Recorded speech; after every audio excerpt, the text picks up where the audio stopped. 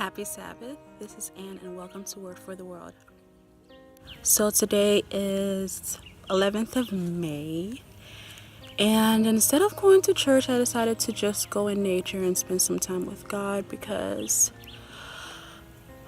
sometimes I just feel super duper bombarded by everything, due dates and things going on. So I decided to just be here in nature, spend time with God,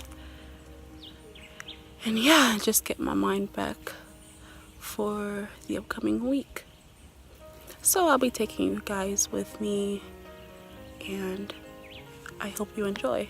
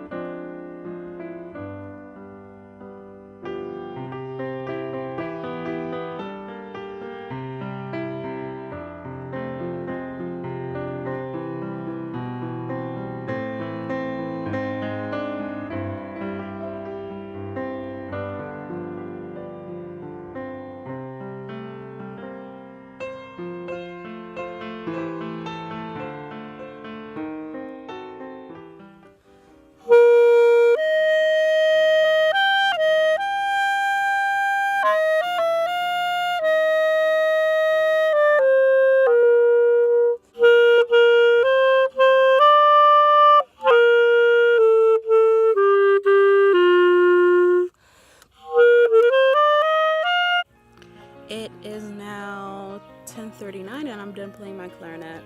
I didn't enjoy it as much as I really wanted to, mostly because I didn't bring my music sheet and I'm not that very advanced. I just started.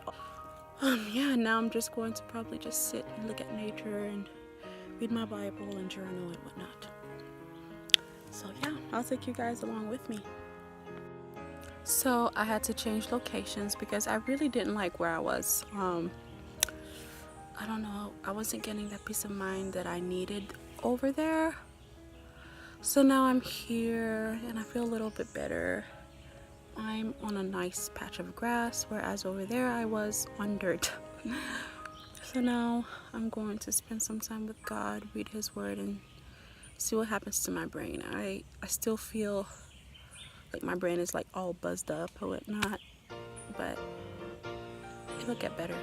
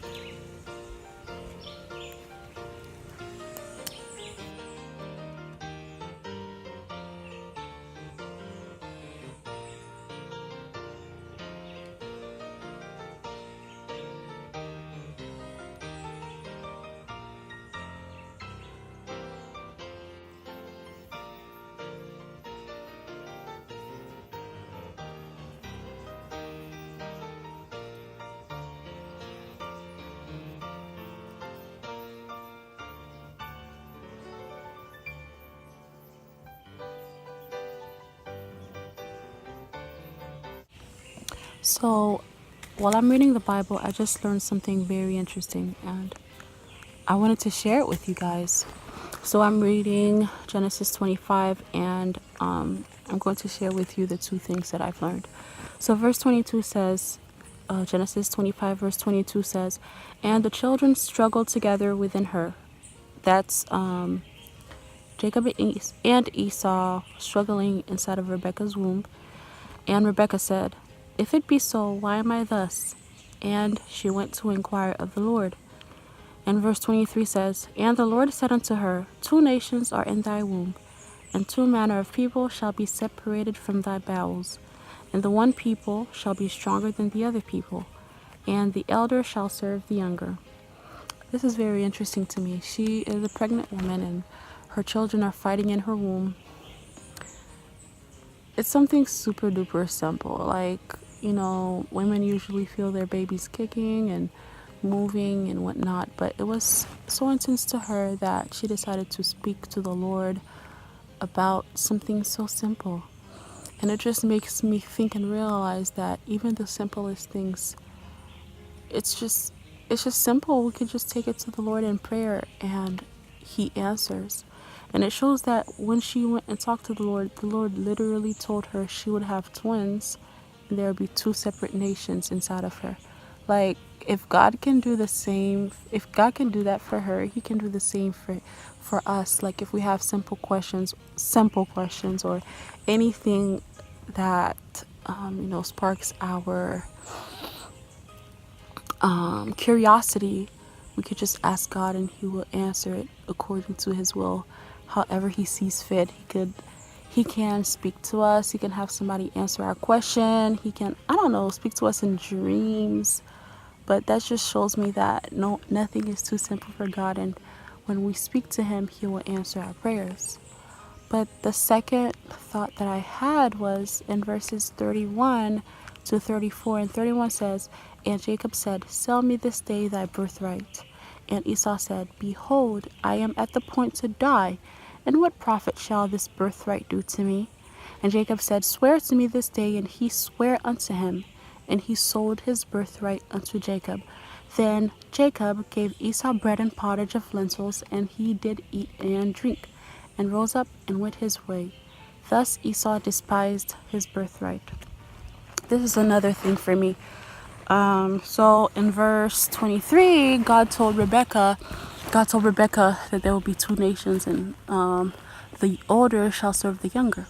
So the twins grew up realizing what was happening. So, Esau was running around acting like he didn't care about his birthright. And Jacob was like, well, this is my birthright. It's mine. So I'm going to take matters into my own hands.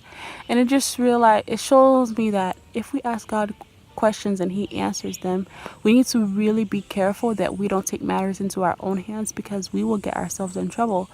Because Jacob knew that Esau was going to serve him, he tried to take matters into his own hands, and he decided to buy the birthright from Esau, and Esau decided to sell it. So, and we know the consequence of that action was Jacob was running for his life. He ended up marrying two women in the course of these years.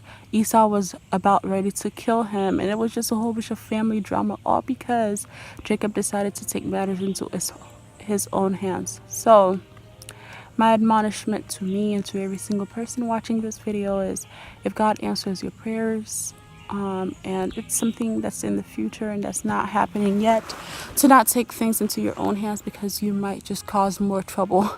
And I'm pretty sure that if Jacob didn't do it as he did in verses 31 to 34, the whole situation would not have been as it turned out to be. So God is merciful. If you want to speak to him, he will answer your simple prayers as he did for Rebekah.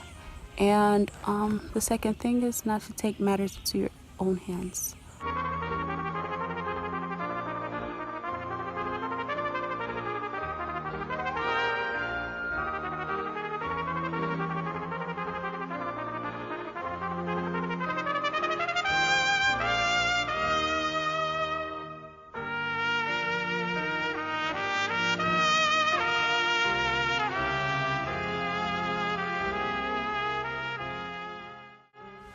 Hey you guys, I would like to end this vlog with this specific thought that I just realized.